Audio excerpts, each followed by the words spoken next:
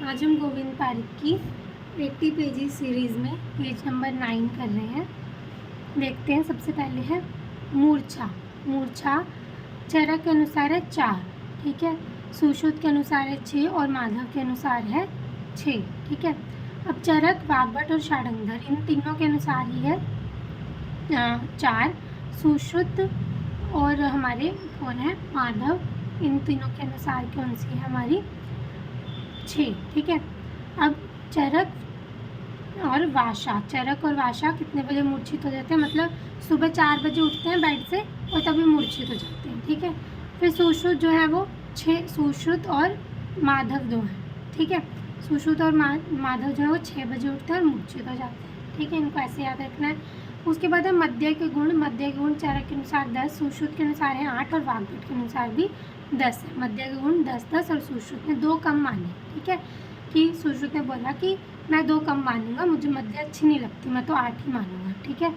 उसके बाद आए स्वर भेद। स्वर भेद जो है वो चरक, सुश्रुत, माधव और षाडंगर इन सब के अनुसार है 6, ठीक है। स्वर भेद कितने हैं, 6। और एक सिर्फ काश्यप हैं, उन्होंने स्वर के भेद कितने माने, 8 माने, ठीक है। जो मतलब बड़े बड़े है ना सारे, चरक, सुश्रुत, माधव और षाडंगर, ठीक है। चरक, सुश्रुत और माशा, ठीक है। चरक, सुश्रुत, माधव और षाडंगर इन्होंने बोले स्वर भेद, मतलब कि मैं स्वर के भेद कितने मानता हूँ, 6, ठीक है। कि जो स्वर होते हैं वो 6 ही होते हैं, मतलब तुम 6 प्रकार से स्वर लगा सकते हो। लेकिन काश्यप ने क्या बोला, मैं बच्चों का डॉक्टर हूँ तो बच्चे ज़्यादा स्वर लगाते हैं, तो 8, ठीक है। उसके बाद आए हमारे मूत्राघात। चरक के अनुसार है 8 और 13, ठीक है। सुश्रुत के अनुसार है 12, चरक और माधव, ठीक है। इन दोनों के अनुसार है 8, या चरक के अनुसार तो 8 और 13 और माधव के अनुसार है 13। फिर सुश्रुत ने एक कम माना 12 और वाग्भट ने कितने माने हैं, 20 माने हैं, ठीक है।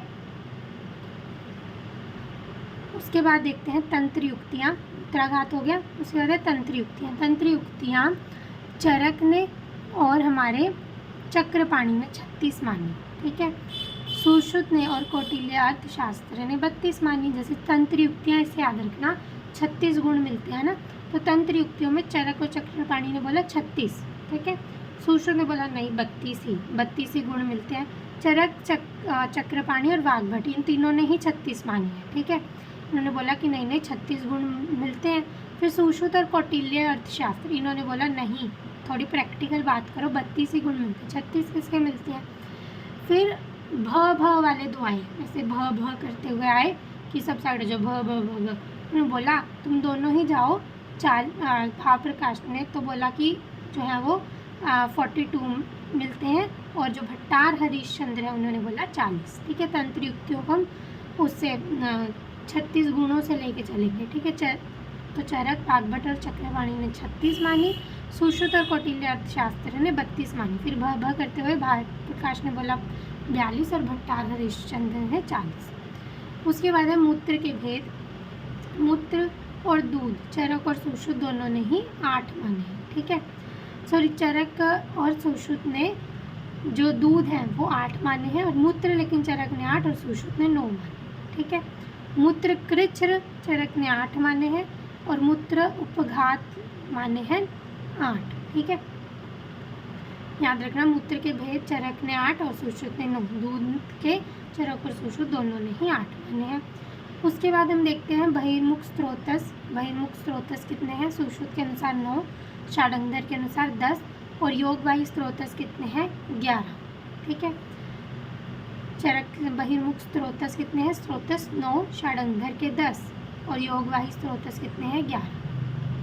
उसके बाद है मध्य की अवस्थाएं। चरक और सुश्रुत के अनुसार 3 ही और एक माधव के अनुसार 4, ये तो पता ही हमें। उसके बाद आती हैं क्रीमियाँ, ये इंपॉर्टेंट है। क्रीमियों के चरक ने 4 भेद बोले, मलज, पुरीषज, रक्तज और कफज। पूरक, इनको हमेशा पूरक से याद रखना है। तो ये जो मलज वाली हैं, चरक ने ही 4 मानी है ना, तो इनको अलग याद रखेंगे। पूरक, इन तीनों की है पूरक, ठीक है। तो हमने कैसे याद रखनी है, देखो 5, 6, 7, पूरक के बाद यहाँ पे 5, 6, 7, यहाँ पे 7, 7, 6 और यहाँ पे 5, 6, 7, ठीक है। इन दोनों की तो सेम ही है, 5, 6 और 7, 5, 6 और 7, बस इसकी 7, 7, 6। पुरीषज, रक्तज और कफज 5, 6, 7, 5, 6, 7 और इधर 7, 7, 6। और यहाँ पे चरक की आ जाएंगी 2 मलज, ठीक है, और यहाँ पे भी बहिर्मलजन्य आ जाएंगी। तो मतलब चरक और वाग्भट की क्रिमियाँ सेम ही है, सुश्रुत की बस अलग है, ठीक है। उसके बाद रिवाइज करते हैं मूर्छा। मूर्छा कैसे थी हमारी? चरक और वाग्भट और षाडंगर 4 बजे उठते थे तो मूर्छित हो जाते थे। सुश्रुत और माधव 6 बजे मूर्छित हो जाते थे। मध्य के गुण 10, वाग्भट के 10, सुश्रुत ने 8 माने। स्वर भेद चरक, सुश्रुत, माधव और षाडंगर इन्होंने 6 और काश्यप ने कितने बोले हैं? 8 बोले। मूत्राघात 8 और 13, सुश्रुत के 12, माधव के भी 13, वाग्भट के 20 है। फिर तंत्र युक्तियाँ चरक की और चक्रपाणी की और वाग्भट की 36, सुश्रुत की 32। फिर भाप्रकाश की 42 और भट्टार हरिश्चंद्र की 40। मूत्र केवल चरक के 8, सुश्रुत के 9। फिर बहिर्मुख स्त्रोतस चरक के सुश्रुत के अनुसार 9, षाडंगर के 10 और योगा स्त्रोतस 11। मध्य की अवस्थाएं चरक और सुश्रुत की 3 और माधव की 4। क्रिमियाँ हमारी कैसी थी? चरक के 4 प्रकार, सुश्रुत के 3 और वाग्भट के भी 4 ही हैं। मल्लज 2, फिर पूरक 567, 776 और 567। आगे देखते हैं।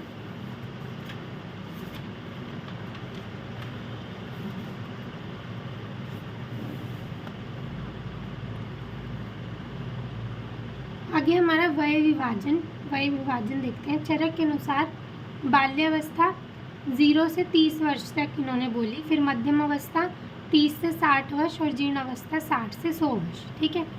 अब बाल्यावस्था को भी इन्होंने 3 भागों में डिवाइड किया, अपरिपक्व और परिपक्व। अपरिपक्व 1 से 16 और 16 से 30 होगी परिपक्व। मध्यम अवस्था 3 से 60 और जीर्ण अवस्था 60 से 100, ठीक है। फिर आए सुश्रुत, उन्होंने बाल अवस्था, मध्यम अवस्था, वृद्धावस्था।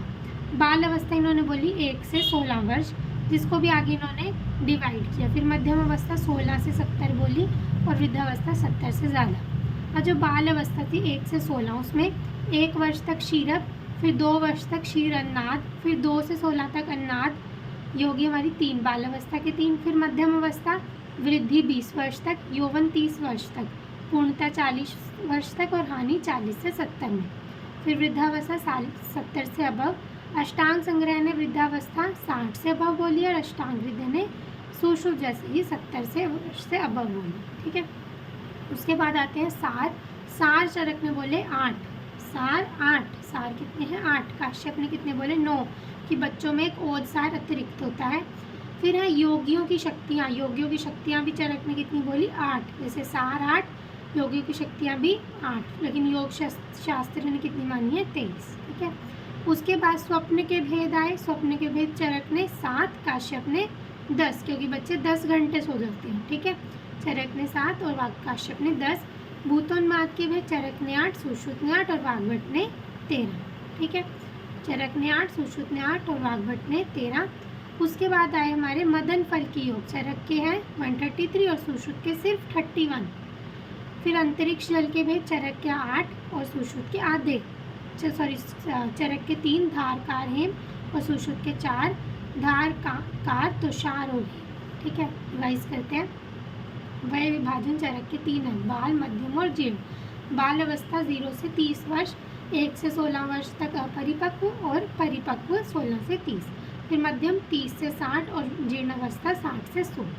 फिर सुश्रुत आए। सुश्रुत में बाल अवस्था 1 से 16, उसको क्षीरक को 1 वर्ष तक, क्षीर अन्नाद 2 वर्ष तक, अन्नाद 2 से 16 होगी। फिर भाई मध्यम अवस्था 16 से 70, उसमें वृद्धि हुई 20 तक, यौवन हुआ 30 तक, पूर्णता 40 और हानि 40 से 70 और वृद्धावस्था 70 से अबव। यही अष्टांग हृदय ने बोली और अष्टांग संग्रह ने वृद्धावस्था 60 से अबव बोल दी। उसके बाद सार 8 बोले, काश्यप ने एक ओज सार एक्स्ट्रा मान के 9 बोल दिया। योगियों की शक्तियाँ भी 8 बोली, लेकिन योग शास्त्र ने 23 बोली।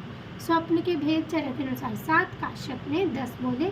भूतोन्माद चरक के 8, सुश्रुत के 8 और वाग्भट के 13, ठीक है। 13 भूत होते हैं, इन्होंने ऐसे बोला। मदन फल के योग चरक के 133 और सुश्रुत के 31। अंतरिक्ष जल के भेद चरक के 3 और सुश्रुत के 4। Thank you.